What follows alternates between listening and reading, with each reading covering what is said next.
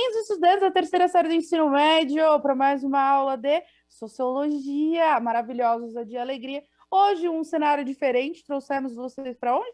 Para nossa casa, porque à distância, juntas, perto, separadas, Jennifer e eu aqui, ó, só coração, né, Jennifer? Exatamente. Boa noite, estudantes, colegas professores, quem mais estiver assistindo. Nós estamos aqui juntinhas, né, nesse cenário familiar e caseiro, no meio desse frio que vocês devem estar sentindo também, para falarmos sobre um tema que é fundamental, né? Então, nós vamos discutir nessa aula a questão dos direitos das mulheres, o movimento feminista. Nós temos vindo aí de uma série, né, de reflexões sobre os movimentos sociais. Os movimentos sociais como ações coletivas de grupos organizados que visam a transformação social, que se organizam em estratégias para buscar essas transformações e duram ao longo de um determinado tempo. Nós também temos construído aqui com o terceiro ano que nenhum direito cai do céu. Aí nós temos aí professores que amplificam essa máxima, né? É fundamental entender que os direitos que nós temos hoje nem sempre existiram. E como foi que eles passaram a existir? Através das lutas sociais, através das revoluções, das revoltas e dos movimentos sociais. Por isso, vai aparecer aí para vocês a habilidade dessa aula, que vai nos ajudar aí a direcionar uma maior reflexão sobre o movimento feminista. A habilidade dessa aula é estabelecer uma reflexão sobre o significado e a importância do movimento feminista na luta pelos direitos das mulheres. E como nós sempre fazemos, né, Fabi? Nós temos uma pergunta. E a pergunta também vai aparecer na tela aí para vocês, né, para começarmos o nosso diálogo. Quais são as desigualdades entre homens e mulheres que vocês conhecem? E quando essas desigualdades surgiram ao longo da história? Nós vamos dar um minuto e voltamos com as contribuições de vocês.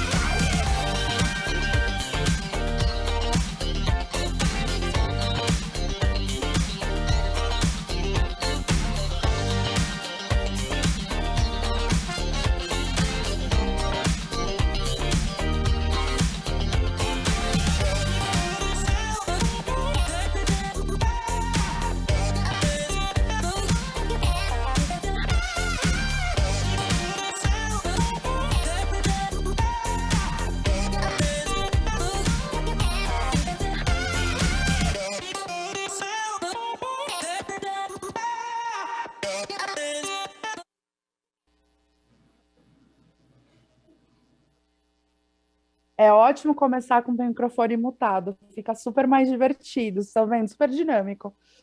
Então, assim, tivemos várias respostas de Jennifer maravilhosas. Então, acesso a determinadas profissões e salários desiguais, né? Ou pelo menos se a gente tem o acesso, vamos dizer assim, no papel, muitas vezes não se acontece, né, formalmente. A professora Ivone colocou que são desigualdades sociais, financeiras, né, que envolvem essa questão salarial, do trabalho, religiosa, físicas, psicológicas, entre, né, outras desigualdades. Então, a maioria traz o aspecto do trabalho, do salário, né? Mas a professora acho que é Silvânia colocou também da religião, né?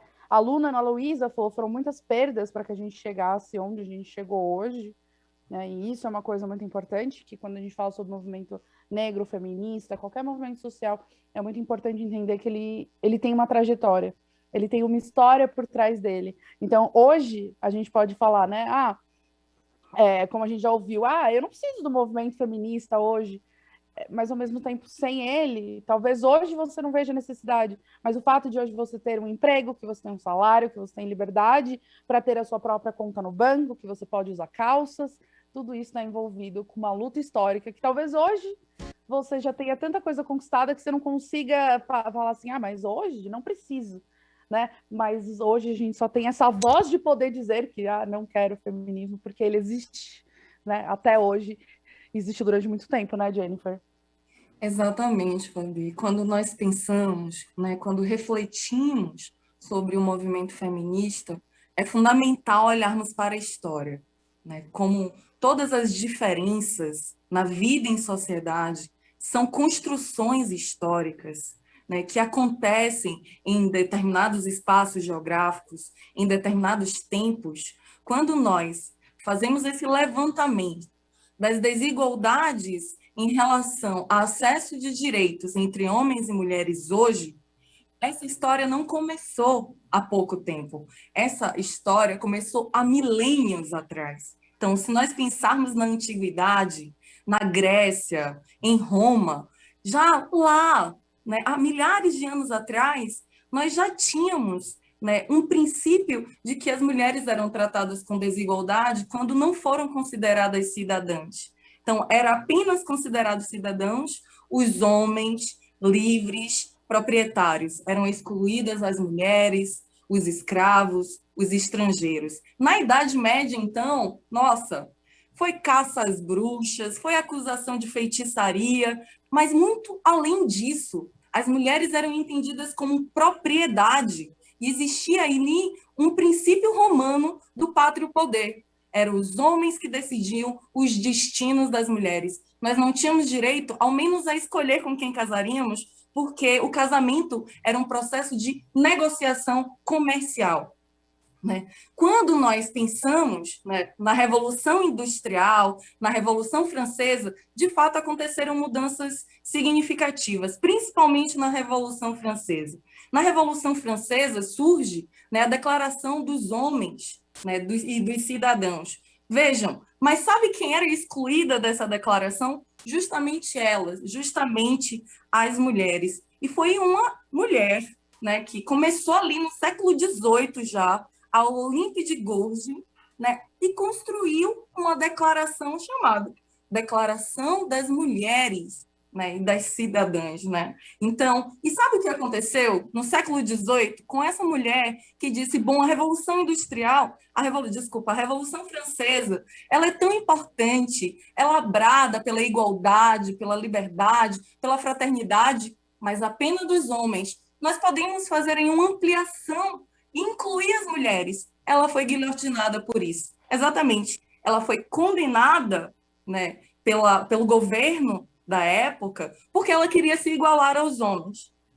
Então, quando nós olhamos para a nossa realidade hoje, nós precisamos nos perguntar por que, por séculos, as mulheres que sempre constituíram mais da metade da população no mundo, elas foram excluídas, invisibilizadas e incapacitadas. Incapacitadas ao ponto que já no século XX, em 1916, na Constituição, no Código Civil, lá estava escrito o seguinte, no artigo 6º, as mulheres são incapazes e relativamente a certos atos ou a maneiras de exercê-los. Então, vejam, a compreensão desse movimento histórico de invisibilidade, de opressão e de exclusão das mulheres dentro do mundo público e principalmente como sujeitos de direito é fundamental ser entendido, não é, Fabiana? Exato. A gente precisa sempre entender de que é uma luta contínua, né? Até um professor colocou aqui, né, que as intersecções de preconceitos e discriminações que as mulheres negras sofrem, né, por serem de gênero feminino e de etnia negra, né, que é o professor Fábio, porque é justamente isso, a gente tem um movimento feminista e ao longo do tempo a gente vai vendo que esse movimento, ele vai ter que olhar para as diversas nuances do movimento, como a gente falou no movimento LGBT, como a gente ainda vai falar sobre o movimento negro, porque a gente tem um movimento negro, mas a gente tem um movimento negro né, que você tem um grau ali de diferenciação quando você fala de uma mulher negra, de uma mulher trans negra, de uma mulher, né, que faz parte do movimento LGBT. Então, dentro do movimento negro, a gente também, do movimento feminista, a gente também tem que entender que ele não atende só as mulheres, mas ele também tem que olhar para a mulher negra, que sofre diferente da mulher branca, a mulher hétero, a mulher cis, que vai sofrer diferentes preconceitos da mulher que é LGBT, da mulher trans. Então, a gente tem que entender que o movimento feminista, às vezes, ele é muito mais complexo do que é apresentado para a gente, né, Jennifer? Exatamente, Fabi. E nós temos essa compreensão, né, da importância do movimento feminista e entender que existem muitos movimentos, né? Então, nós discutimos a primeira onda do movimento feminista aí, no século XIX, que discute os direitos civis, né, que fala ali sobre o princípio do direito ao voto, né, do direito à educação, do direito à expressão. Nós falamos da segunda onda do movimento feminista, que vai tratar aí de uma série de questões relativas, né, ao mundo público também, a questão sobre a sexualidade, a conquista do direito, né, ao uso do anticoncepcional, que trabalhou ali, que moveu a sociedade, moveu as mulheres de uma maneira significativa sobre a liberdade da escolha sobre a maternidade ou não, e o movimento de terceira onda, né, que fala justamente sobre a interseccionalidade, que nós vamos falar sobre a próxima aula.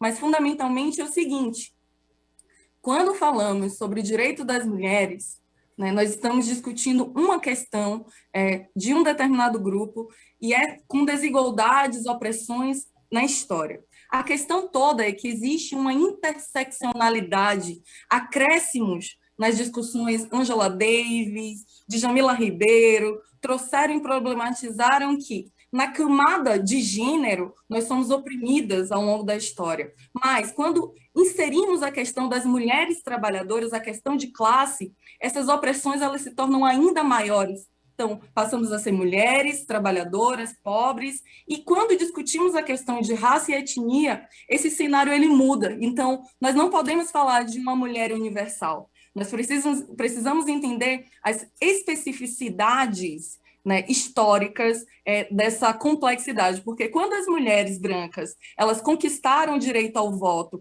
conquistaram o direito ao trabalho, conquistaram o direito à educação, elas conquistaram esses direitos fundamentais, extremamente importantes para o movimento feminista, às custas, né, da situação de vulnerabilidade e subalternização das mulheres negras. Mas isso nós vamos discutir na próxima aula. Agora, uma outra questão se tudo dentro da sociedade é uma construção histórica, se a cultura não produz as pessoas, mas as pessoas que constroem a cultura através de um processo de socialização, como essas desigualdades que existem há milênios se perpetuam até hoje. Por isso que vamos passar aí um vídeo para vocês, rapidinho, e nós já voltamos.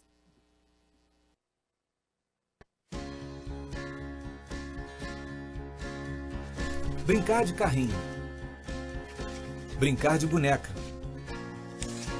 jogar futebol, dançar balé, sonhar em ser astronauta, bombeiro, engenheiro, sonhar em ser professora, enfermeira, psicóloga, trabalhar fora, cuidar da casa, quem manda, quem obedece. Desde cedo, meninos e meninas aprendem o que podem e o que não podem fazer. Eles são levados a acreditar que as suas escolhas são determinadas por serem mulher ou homem, e que isso não tem como mudar. Isso é desigualdade de gênero. Isso tem consequências. As mulheres são 51% da população do Brasil. Só 42% das mulheres jovens estão empregadas, enquanto 65% dos homens jovens estão empregados. As mulheres com mais de 12 anos de estudo recebem 65% do salário que eles recebem. Só 39% dos jovens brancos e 40% dos jovens negros fazem as atividades domésticas. Já 78% das jovens brancas e 86% das jovens negras fazem as atividades domésticas. As mulheres são vítimas de violência, na maioria dos casos provocada por homens conhecidos. Uma mulher é morta a cada 1h30. 54% dessas vítimas são mulheres jovens e 61% são mulheres negras. Essa realidade tem que mudar. E isso começa com você. Para a igualdade de gênero, é preciso respeito, liberdade para tomar decisão sobre a própria vida e equilíbrio de poder.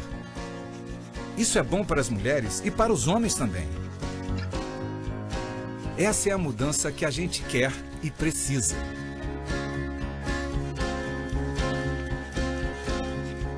Mais igualdade, mais direitos, mais oportunidades. E você, como vai fazer parte dessa mudança?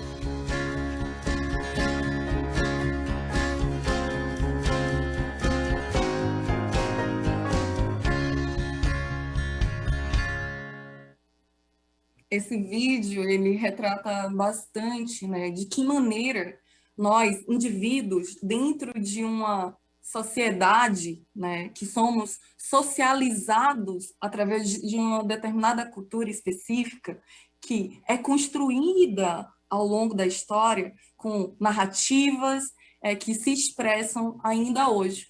Então, quando discutimos a desigualdade entre homens e mulheres, o preconceito, a invisibilidade, a violência, nós estamos falando de que maneira nós ainda socializamos, né, os indivíduos a partir dos seus papéis. Né? E essas diferenças, elas são internalizadas e se expressam nas diferentes formas de violência que nós temos hoje.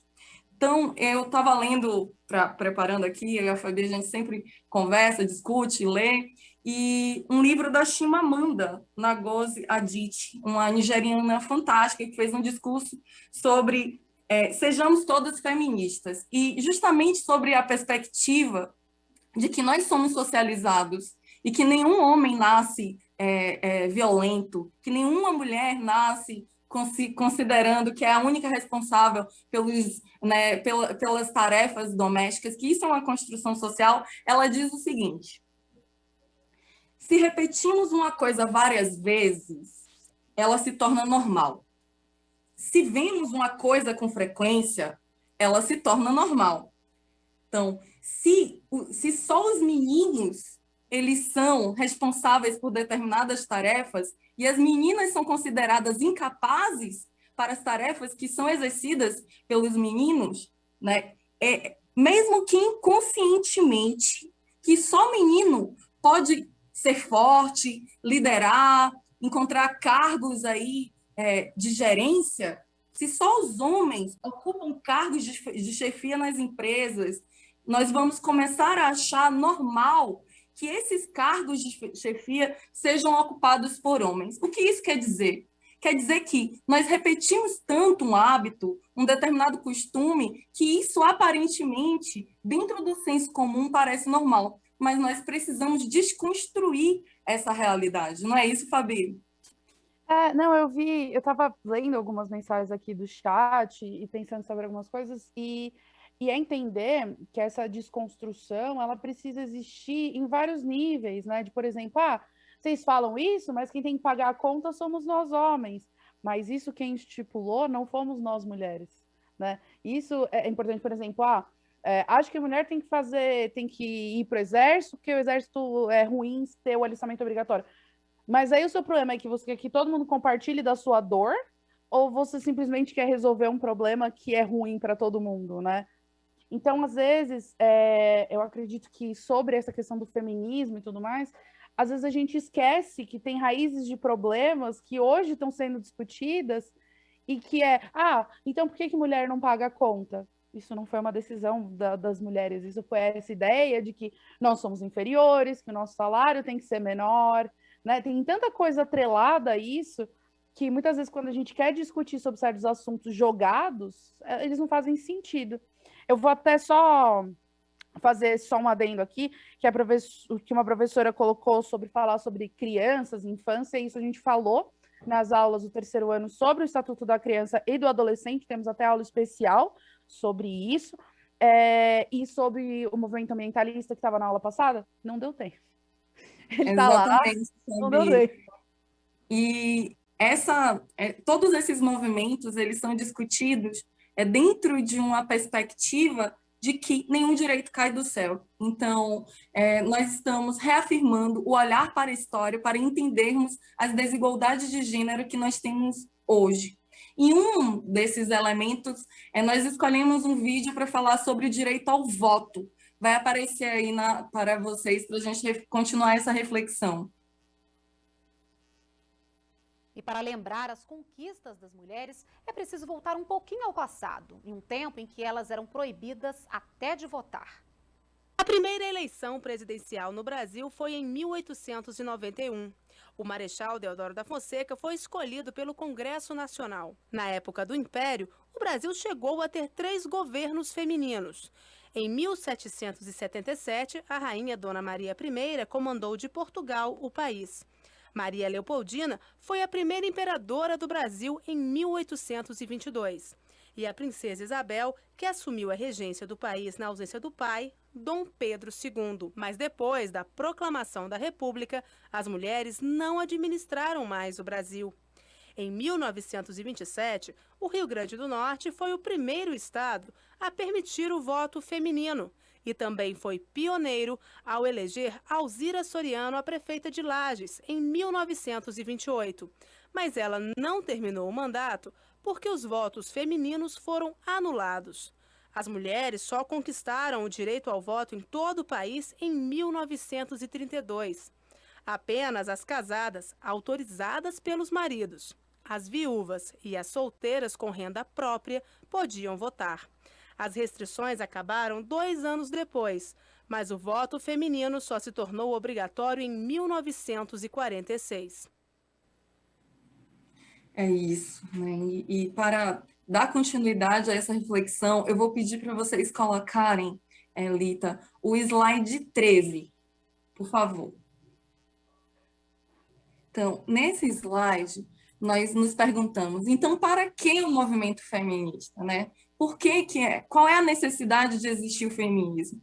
Então, o feminismo é uma filosofia que reconhece homens e mulheres têm experiências diferentes e reivindica que pessoas diferentes sejam percebidas não como iguais, mas com direitos iguais. Não existe movimento feminista unificado, existem muitas correntes e expressões da luta pelos direitos, pela efetivação dos direitos das mulheres, inclusive na atualidade. Então, nós estamos construindo sempre, né, um repertório para que a gente entenda que todos, sejam homens ou sejam mulheres, podem se engajar nessa luta pelos direitos das mulheres, pela igualdade de direitos. E nós vamos, assim, para finalizar, passar um último vídeo que eu acho que ele, assim, resume bem o que nós estamos discutindo. Homens não são todos iguais, nem as mulheres. Quando as mulheres lutam por igualdade, elas não querem ser iguais aos homens. Querem, sim, direitos iguais, deveres iguais, oportunidades iguais, divisões de tarefas iguais, cargos iguais, salários iguais e respeito às diferenças. Porque a diferença, sim, é sempre bem-vinda. A desigualdade, nunca. Exatamente. Nós preparamos essa aula para refletirmos juntos sobre e situando o movimento feminista na história e dizendo que, diferente do senso comum, todos, homens e mulheres, são responsáveis pela construção de uma sociedade em que as mulheres não sejam silenciadas, invisibilizadas, oprimidas, mortas, estupradas. Então, o que nós enxergamos hoje de problemas em relação ao gênero precisa ser uma luta constante, já foi conquistada por uma série de leis, agora essas leis precisam ser efetivadas de fato. Nós não podemos nos calar diante das violências contra a mulher, e é por isso que o movimento feminista é extremamente importante para lutar pelos direitos das mulheres. Não é isso, Fabi? Exato. E para finalizar, né, que temos segundos aí, eu vi algumas coisas no chat, e talvez a gente também deva problematizar as nossas falas, né? Então, por que uma mulher não vota em outra mulher? Mas será que quantas mulheres você vê que tem, que conseguem chegar ao palanque político, e quantas delas não são barradas pelo meio do caminho para que você tenha ali uma maior quantidade de homens? A mesma coisa a gente fala sobre o movimento LGBT. A questão não é em quem eu voto. E lembrar, né, o movimento feminista, ele também quebra estigmas que nós mulheres às vezes carregamos também, né, pela nossa educação, pela nossa sociedade. E sobre a questão de que mulheres, por exemplo, que eu vi aqui, que não deveriam ter voto obrigatório, eu espero que queira dizer que nenhum de nós deveria ter voto obrigatório, que a partir do momento que você coloca que uma parte da população não deveria ter, você já está dizendo que o valor do voto dela é menor do que o valor do voto de outras pessoas. Né? Nós então, agradecemos profundamente, né, Fabiana? Avalie a nossa aula e na próxima aula de Sociologia nós continuamos. Um abraço.